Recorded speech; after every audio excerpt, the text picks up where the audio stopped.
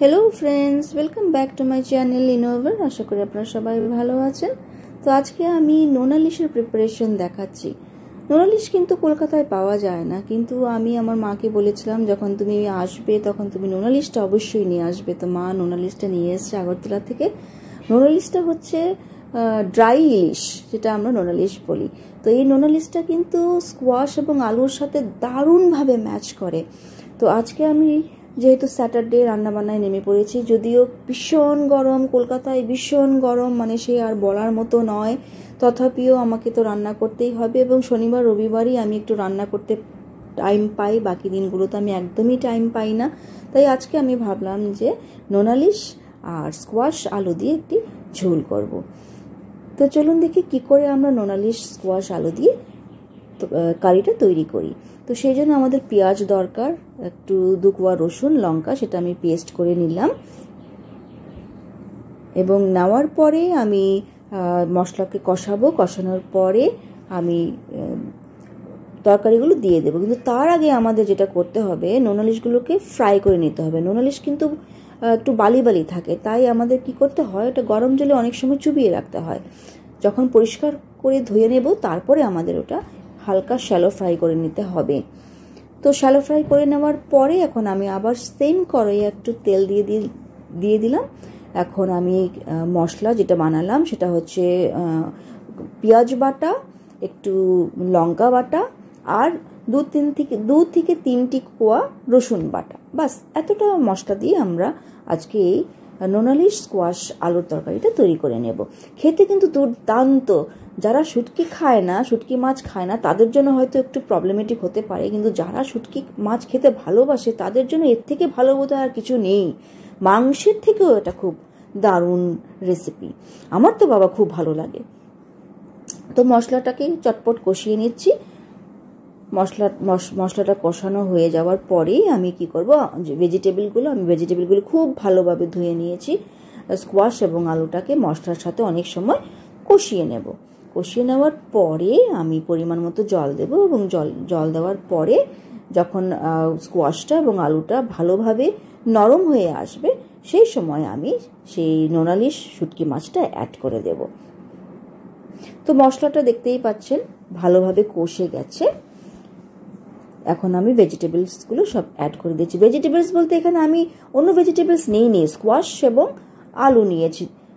স্কোয়াশও কিন্তু কলকাতায় পাওয়া যায় না। এই স্কোয়াশটাও কিন্তু মানে খুব খুঁজে সেই দমদম বাজারে চলে গেছি, সেই মেট্রো স্টেশনের নিচে যে বাজারটা, সেখানে খুঁজে আমি স্কোয়াশ পেলাম।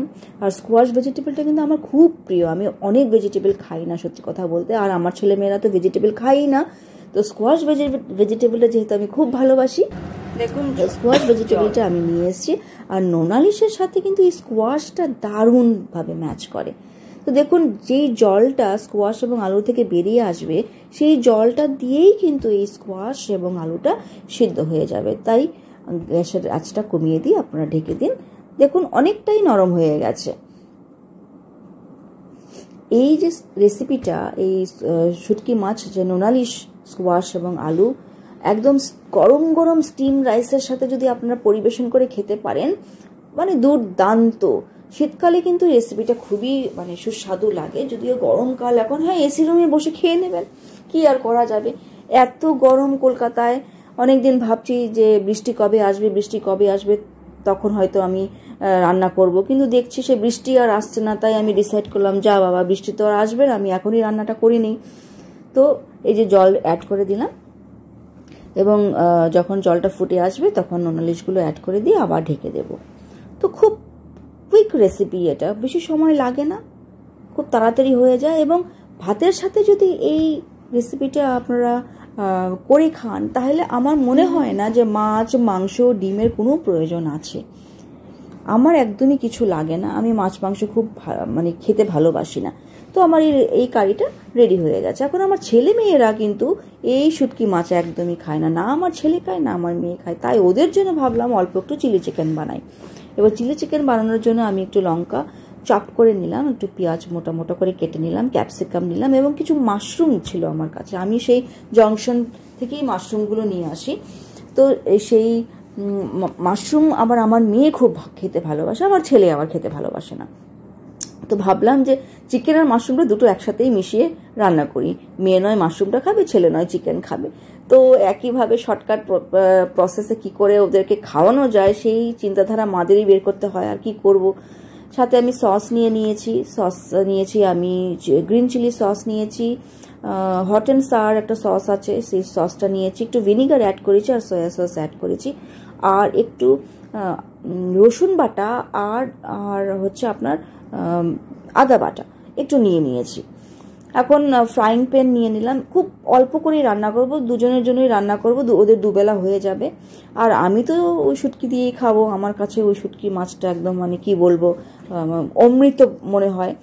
তো এখন আমি ফ্রাইং প্যানটা নিয়েছি, সামান্য একটু তেল দিয়েছি। তেল দিয়ে প্রথমত আমি কি করব, আমি লঙ্কাগুলো দেব। লঙ্কা যখন মানে তেলে দেয় তখন কিন্তু লঙ্কাগুলো বেশ টক টক টক টক করে ফেটে ওঠে। তো ওই যে ভাজা লঙ্কাটা কিন্তু, ভাজা লঙ্কার যে অ্যারোমাটা ওটা কিন্তু দারুণ লাগে আমার। তো আমি সবসময় কী করি, তেলের মধ্যে আগে লঙ্কাটা দিই। তো এখন বাকি যেই পেঁয়াজ আছে, ক্যাপসিকাম আছে, একটু মাশরুম আছে, সব কিছু আমি একসাথে অ্যাড করে দিলাম, দিয়ে একটু সটে করে নেব। সটে করে নেওয়ার পরে আমি সেই সসগুলো মিক্স করব। তো সসগুলো মিক্স করার পরে আমি কি করব, তারপরে আমি চিকেনগুলো আর যা চিকেন আছে একটু জল দিয়ে সেগুলোকে নাড়িয়ে চাড়িয়ে একটু লবণ একটু চিনি দিয়ে নামিয়ে দেব। তো এই রেসিপিটাও কিন্তু ভীষণ ইজি, ভীষণ শর্টকাট। আর আলাদা করে আমাকে মাশরুমও করতে হবে না, আলাদা করে আমাকে চিলি চিকেনও বানাতে হবে না। যত শর্টকাটে রান্না করা যায়, বিশেষ করে এই গরমকালে, মানে সামার সিজনটা আমার একদম ভালো লাগে না।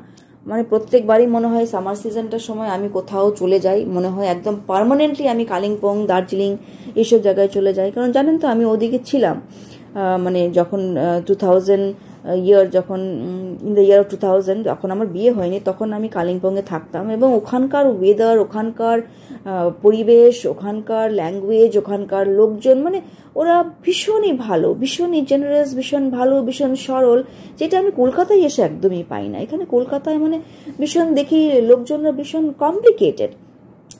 তো মানে এই কমপ্লিকেটেড লোকজনদের সাথে মিঙ্গেল করতে আমার বেশ অনেকটা টাইম লেগে গেছে, ওদেরকে বুঝতে আমার অনেকটা টাইম লেগে গেছে। যাই হোক, এখন আমি বুঝে উঠতে পেরেছি যে এই কলকাতার মানুষরা ঠিক মানে সহজ সরল হয় না, যতটা গ্রামের দিকে বা পাহাড়ের দিকের মানুষরা যতটা সরল সিধা হয়।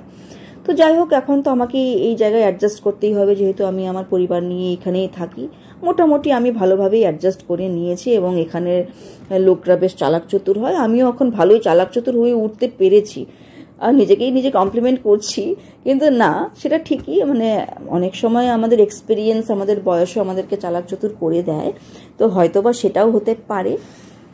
তো জানেন তো, আমার আগে না একদম পেশেন্স ছিল না, কিন্তু এখন আমার পেশেন্সটা মানে এতটা কি বলবো, এতটা তীব্র হয়ে গেছে যে এখন মানে কি বলবো, আমার প্রচণ্ড পেশেন্স, যে পেশেন্সটা আমার একদমই ছিল না আগে। তো হয়তো বা এটা বয়সের সাথে সাথে হয়, বা এক্সপিরিয়েন্স এই এন্ডিউরেন্সটাকে বাড়িয়ে তোলে।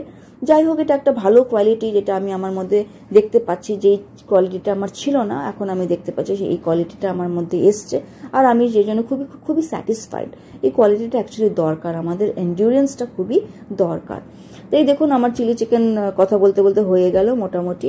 আমি জল দিয়ে দিলাম, এখন স্লাইট একটু কর্নফ্লাওয়ার ঠান্ডা জলে গুলে নেব এবং অ্যাড করে দেব, যেহেতু গ্রেভিটা নাহলে ঠিক হবে না। বাস, আমার চিলি চিকেনটা হয়ে গেল, আমার ছেলেমেয়েরাও খুশি। এই যে একটু কর্নফ্লাওয়ার, একটু নুন, একটু সল্ট অ্যাড করে দিলাম, একটু চিনি অ্যাড করে দিলাম, একটু মিষ্টি মিষ্টি হলে ভালোই লাগে। মাঝে মাঝে কী করি, আমি চিনি অ্যাড না করে হানি অ্যাড করে দিই, ওটাও বেশ এই চিলি চিকেনের টেস্টটা এনহ্যান্স করে, খেতে বেশ ভালোই লাগে। যাই হোক, আমার ছেলেমেয়েরা এটা পেলে ভীষণই আনন্দিত হবে, ওদের আর কিছুই চাই না, ওরা একদমই ভেজিটেবলস খায় না, আর আমি কিছুতেই ওদেরকে ভেজিটেবল খাওয়ানো শেখাতে পারছি না। তবে আমি আর ওদের কি ব্লেম করবো, আমি নিজেও ওরকমই ছিলাম।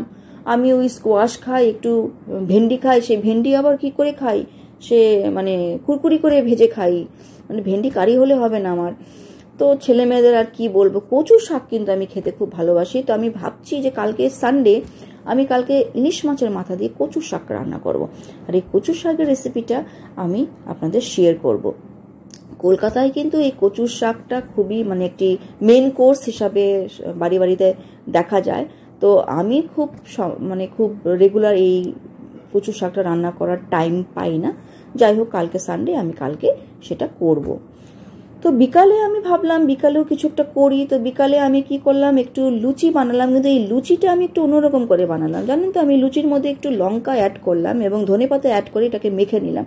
মেখে নিয়ে লুচি বানালাম। তার সাথে একটা আলু দিয়ে, টমেটো দিয়ে এবং ট্যামারিন্ড পাল্প দিয়ে একটা পাতলা করে ঝোল করলাম, বেশ ভালোই লাগলো। তো বিকেলবেলা আমি কি করলাম, আমার সামনে বেশ বড় একটি উঠান আছে, সেই উঠানে আমি একটু হাঁটাহাঁটি করি। এই যে ফুল গাছগুলো দেখতে পাচ্ছেন, এগুলো সব আমার বাড়ির ফুল গাছ। আমি তো জল দেবার টাইম পাই না, সব আমার বাপি, আমার বাবা সেগুলো করে এবং ফুলগুলো ভালোই ফুটেছে। তো এই গরমকালে এদের গাছগুলোকে রেগুলার জল দিতে হয়, যেটা মানে ভীষণই হার্ড ওয়ার্কিং, আমার কাছে তো খুব হার্ড ওয়ার্ক মনে হয়। যাই হোক, আমার বাপি এই কাজগুলো করে, এই জল দিয়ে আমার এই গাছগুলোকে সব বাঁচিয়ে রেখেছে। আর আমার একটা কারি পাতা গাছও হয়েছে, একটা বড় কারি পাতা গাছ ছিল, সেই গাছটা মরে গেছে। আর এখন আমার এই কারি পাতা গাছটা ছোট গাছ, কিন্তু যাই হোক আমার ভালোই লাগছে। চট করে চলুন দেখুন আমার ঘরটা খুব বড় ঘর না। ওখানে নিচে আমার 5টা রুম আছে, আর উপরেও বড় বড় 4টে রুম আছে, আর বেলকানি আছে, আমার সামনে বারান্দা আছে এবং বড় উঠোন আছে, যেখানে বাচ্চারা আমার খেলাধুলা করতে পারে। আর আমার একটা বিশেষ জিনিস আছে, সেটা হচ্ছে ভাইনয়ার্ড, এই যে আঙুর গাছ কিন্তু কলকাতায় দেখা যায় না, কিন্তু আমার বাড়িতে আঙুর গাছ আছে, যদিও এই আঙুর ফলগুলো প্রচন্ড টক। আমার ছেলে আজকে তাহলে ভিডিওটি এখানেই শেষ করছি। আশা করি ভিডিওটি আপনাদের ভালো লেগেছে। ভিডিওটি ভালো লাগলে প্লিজ লাইক করুন, শেয়ার করুন এবং সাবস্ক্রাইব করুন। Thank you for watching my channel. Have a wonderful day.